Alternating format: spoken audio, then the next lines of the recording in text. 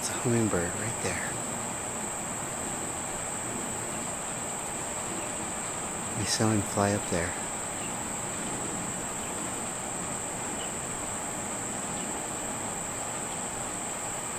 Let's see what it's gonna do. Is he just taking a nap or what? I'm Joshua Bardwell, and you're gonna learn something today. In the past year and a half or so, 2-inch and 3-inch quads have gotten better and better. And I really came to appreciate this when I reviewed the Emax Babyhawk R, which at the time was a 2-inch quad, but now they've released a 3-inch version in response to a bunch of aftermarket mods that everybody made. And the Diatone GTR90, both of which are very, very good 2-inch quads. But they're a little bit pricey. And people said, you gotta check out the Full Speed Leader line. They are really, really good, but 2-inch and 3-inch quads at a much better price point. And that's what we're doing today. We're gonna take a look at the Full Speed Leader 120, which actually came out a year ago. And the main reason you're seeing it is because that's how long ago I reviewed the GTR 90 and so it was like, oh, it was just stuck in my head. And this is the Full Speed Leader 3, a 3-inch. That's the new hotness. These 3-inch quads, they fly almost as good as 5-inch. Is that even possible? Well, that's what we're going to find out. Stay tuned.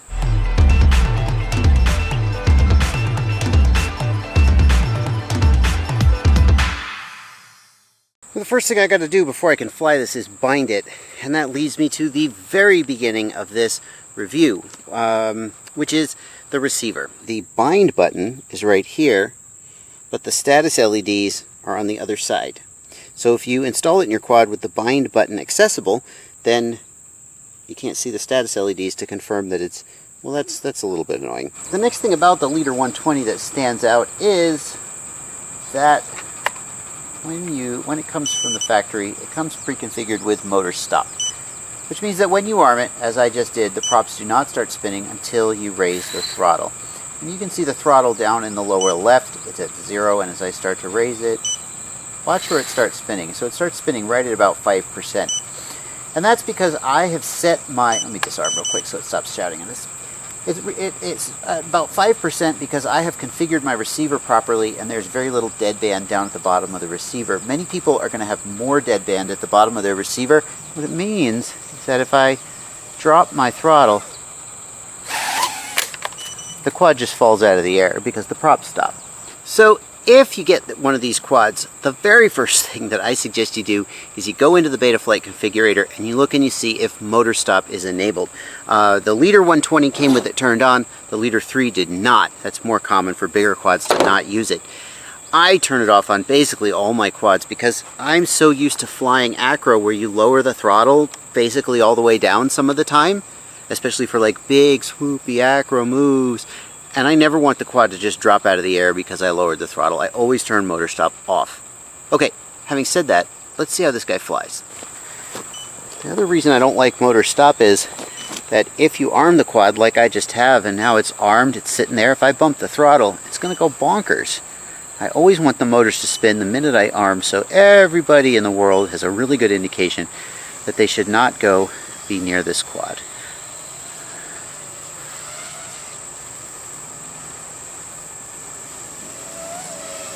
Now this quad does fly decent.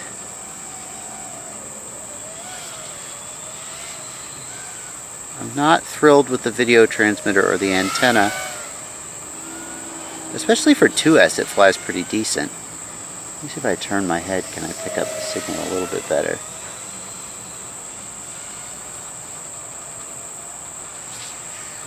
Even Clearview is having a real problem locking onto this signal.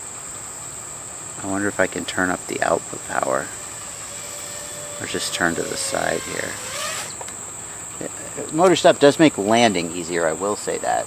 So I've just gone and looked at the manual just to be sure, and the video transmitter that's on here outputs 25 milliwatts only, and the antenna is soldered on.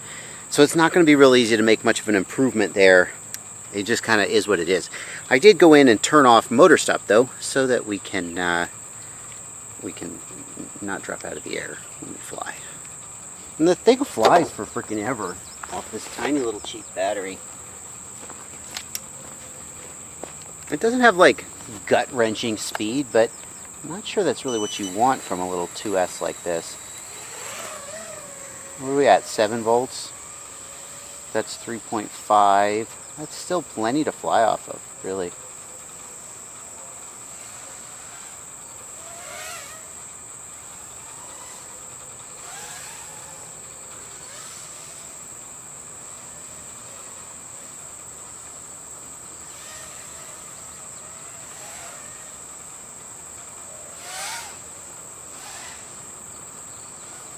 These are the PIDs it comes with. I haven't tuned this.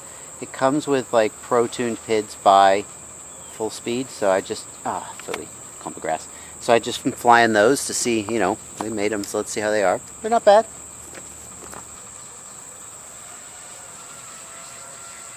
One thing I wish was a little different is that the lens on this camera is pretty ridiculously wide angle. 6.3, I should bring it in now. It's pretty ridiculously wide angle, and it does make it a little hard to fly with. Missed.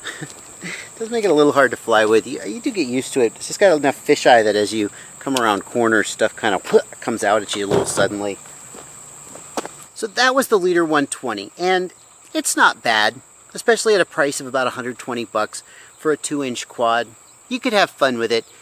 But you definitely feel the deficiencies compared. Nobody would ever be fooled into thinking they were flying a bigger quad. And for those who say, well, that's not the point. Micro quads are something separate. Yes, but also no, because by the time you're up to a 2-inch quad, even a 2S quad at 7,500 kV motors, you're really probably not flying that around the inside of your house. Well, you might, but most people it's going to be too fast for small indoor stuff like you would do with a Whoop. So now you're outdoors, and where's the sweet spot? Those 2-inch quads are just, especially on 2S, just a little bit underpowered, and their handling and their performance in the air is just a little bit not quite there, and that's where 3 inches come in. And that's why so many people have been so excited about, originally it was the Baby Hawk R with the 2.5-inch or 3-inch arm upgrade, and now there's just a gobloads of these 3-inch quads. If we look at the way this guy's put together, we can already see big differences between the Leader 120, which is granted a year old, and this guy today. It's much more neatly built. It's got this nice canopy. This is the Leader 3 SE. It's got 3D printed holder for the antenna to keep. It's got a shark fin. So you could even use turtle mode on it. The camera is a Cadex camera, much nicer than some of the cheaper micro cameras on some of the other quads that came out a year ago. And it's even an F4 flight controller, although sadly it doesn't have a black box on it, so we can't do any fancy schmancy tuning. Oh, I should also say the video transmitter goes all the way up to, I think it's 600 milliwatts, and it has VTX remote control, so you can change the settings from your transmitter. Sadly, you can't change the settings from your Lua scripts because it doesn't have telemetry, because the receiver doesn't have it. But hey, it's pretty darn good. It's even got some snazzy LEDs on the back. A little hard to, there you go, you can even see them in the bright sunlight. Isn't that cute? And we're using a 450 milliamp hour. This is an Emax battery that I got at Grayson Hobby when I did quad camp there. It hasn't got a sticker on it, but 450 milliamp hour 3S. Oh my gosh. Yeah, the the camera is already way better. I can already see it's way, that Cadex camera, this has got to be a CMOS camera, right? It has to be. And I mean, just the colors already, I haven't even see any colors in it already. Can tell how much better it looks. And oh, and I also see that the Clearview has rapidly locked right in. Clearview logo in the upper left hand corner of the screen. It never did lock in on the camera on the 120. I don't know why. Oh, and motor stop is not turned on. That's nice. Oh yeah. So here we're hovering at about 25% on the throttle. Cruising rather at about 25-30%. Kind of similar to a bigger quad. And the speed is, I mean, we're not really pushing anything, but the speed is reasonable. If I go full throttle, it definitely can tell that it's not a 5-inch quad. But in terms of flight handling,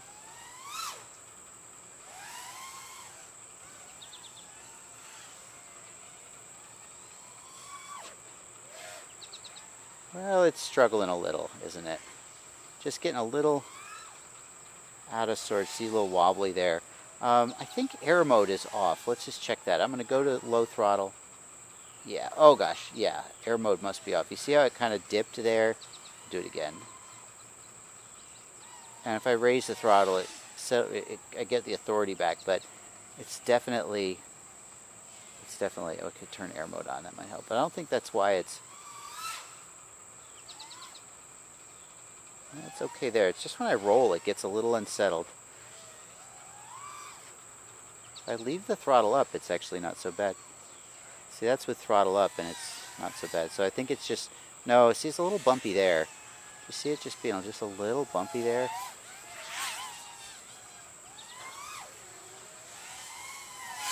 Hello, my head.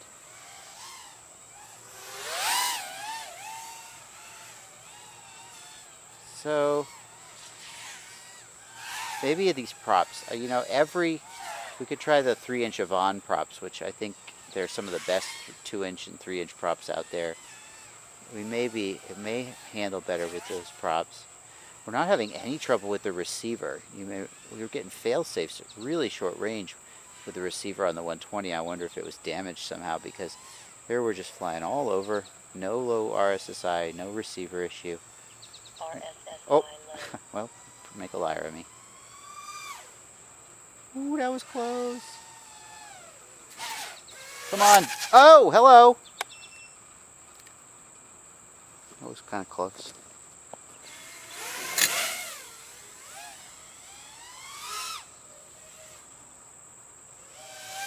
See, it's just a little bit wobbly. Oh, I can feel the battery starting to get low. Leaving the throttle up and not going all the way to 0 throttle helps with the wobble there. You see, it's really wobbly there. So it definitely does, you definitely can tell it's a smaller quad. For sure. RSSI low. But it's still pretty fun to fly. Camera is really nice.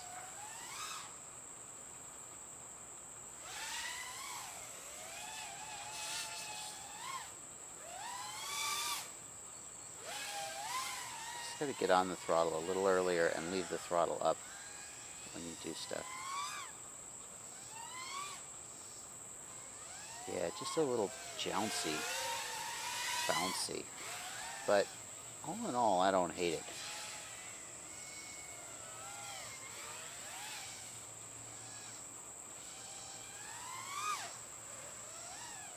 Oh, phooey.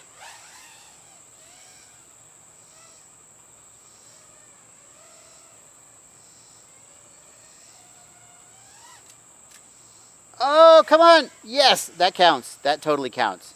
That totally counts. That counts. Okay.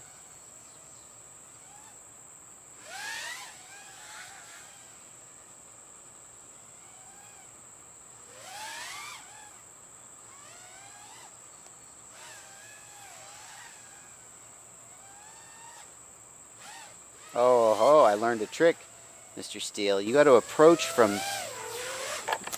I learned a trick.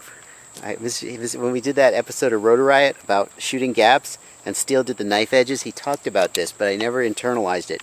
When you go to shoot the knife edge, you gotta, if you're gonna roll to the left, approach it slightly to the right, because as you roll to the left, you're gonna pull over. So if you approach it dead center and then roll left, you'll hit the left side. Ah, thank you, Mr. Steele. Now, unfortunately, this video is gonna leave some of you with an unanswered question, which is, should you buy this guy, or should you buy the Baby Hawk R 3-inch for about 150 bucks, and this guy comes in around 130 bucks. It's pretty close in price. The Baby Hawk R has the Magnum 20mm stack in it, which, unless they've updated it, it doesn't have VTX remote control. You got a push button. It's pretty comparable in other ways. So the camera is definitely worse. This Caddx camera is amazing. So this guy is better spec'd in some ways, and it's about 20 bucks cheaper. But I remember the Baby Hawk 2-inch. I remember it flying amazing. I remember being so impressed with how close to a 5-inch it handled. It didn't get, you could do flips and rolls and all this stuff. It didn't get unsettled and kind of like this guy does. So I'd love to put Betaflight 3.5 on this and see if that made it fly better. This is running 3.3.3 with, granted, with custom PIDs from Full Speed, but unfortunately it looks like this has a custom target for the flight controller. I can't find a build of Betaflight 3.5 to put on this to test that out. So the real question is, should you buy this guy or should you buy the Babyhawk R 3-inch and for about 20, maybe 30 bucks more? And I gotta say, I haven't flown the Babyhawk R 3-inch, but based on flying the 2-inch, I think if flight characteristics are your #1 goal, I would bet that the Babyhawk R would be the winner. What if we put 2.5-inch props on this and ran it on 4S? Tempting. Yeah, it's tough. If you want pretty good flight characteristics, as you saw, and a really great camera and VTX remote control, which, let's face it, being able to change the channel from the OSD is super nice. Leader, this is the Leader 3. It's coming out soon. This version with the shell is about 130 bucks, and the regular version with just the carbon plates is a little bit cheaper than that. Links down in the video description, as always. Thank you guys so much for watching. Let me know what you think. The Leader or the Babyhawk? Which one's better? Emacs, send me a Babyhawk. Send me a 3-inch Babyhawk so I can test it. Happy flying.